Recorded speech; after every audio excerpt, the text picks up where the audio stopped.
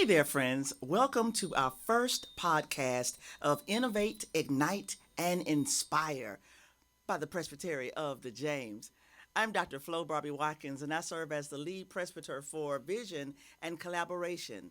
And I thought that in our first podcast, I'd just tell you a little bit about who I am. I was born and raised in Atlanta, Georgia. I've always been a Southern girl.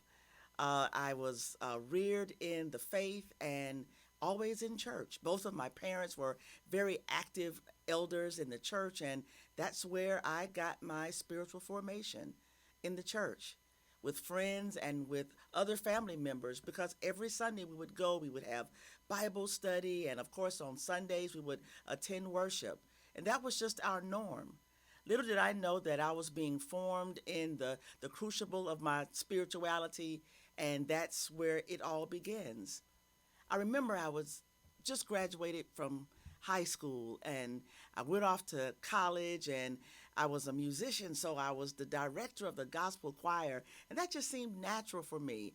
I was still involved in the church, but not quite as much. But I loved singing and I loved gospel music, and so I directed the choir. And I remember sitting at the sorority house one night, probably doing something I had no business doing, and saying, when I graduate from college, I'm going to seminary. Little did I know that I was speaking prophetically at that time. And so, lo and behold, after college, I waited a few years. I worked in the workforce, worked at AT&T. But then in 1990, I was in seminary full time. And can I tell you, I was in for the ride of my life. I remember saying to God, now I didn't ask you to be a minister. So all these languages and Greek and Hebrew, I need for you to help me with this because there's just no way I can do this by myself. And of course, God was so faithful. And so after that, I graduated and I went and moved to Orangeburg, South Carolina, where I did campus ministry. And in many ways, campus ministry was like new church development every year because you had a new class of students that would come in and you would have to acclimate them into what campus ministry is. I soon realized that I could not do that by myself. I needed some ambassadors. And where was I going to get these folks from? Because, here I am, I'm old compared to them. So I went to sporting events. But then I started going to practices. I went to football practices and basketball practices and volleyball games and softball games. And eventually there were people who wanted me to come and pray with them. And that's how that ministry began. It was just little by little. I served there for about 4.5 years, and then I went into pastoral ministry. I moved north to Rock Hill, South Carolina. And that ministry flourished, and we built a new edifice, and it was just amazing being there. I then moved on to Charlotte, North Carolina, where I spent 18 years pastoring the Avenue, Siegel Avenue Presbyterian Church. We went through so many changes. We were having to adapt to losing members and gaining members. We were having to adapt to what was going on economically in the world, and there was just a lot of things. But the one thing that we embraced was change because we recognized that everything changes and nothing stays the same.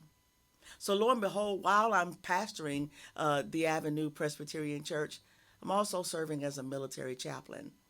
I was in the Air National Guard until 2017 when I retired as the deputy wing chaplain, and it was an amazing 20 years. Again, doing that ministry of presence, but you didn't get to choose who you do ministry with when you're in the military because you represent that which is holy, and you want to have a ministry of presence. They have to recognize you as being a friend, but before they're going to trust you with anything, their problems, their woes, their family issues. And that ministry was, again, one of the most rewarding ministries that I've ever experienced in my life. And so now here we are. We're in the Presbytery of the James after serving in the Presbytery of Detroit for about 18 months. God brings us here. And so what we want to do now is begin to talk about what needs to happen in the church to be innovative and creative and use our imaginations in such a way that we can really make a difference in the lives of the people who we meet and who we have not met. And so stick around. Be certain that you save this podcast because you're not going to want to miss this. We're going to have some amazing guests coming on in the future. We're going to talk about the things that matter to you. So here's what I want you to do. Sit back, relax, and the next podcast is up now. God bless you and stay inspired.